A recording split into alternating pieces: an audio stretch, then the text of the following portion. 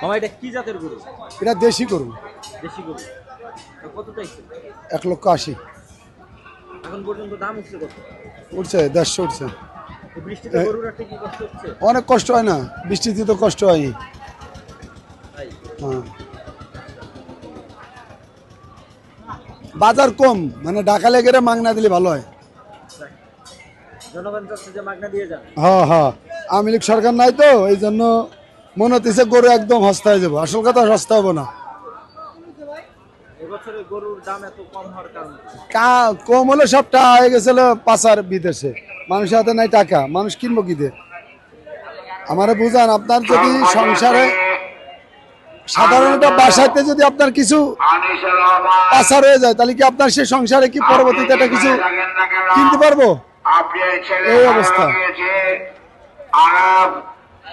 কত হইলে ছাড়বে? 60 ছাড়বো, 60।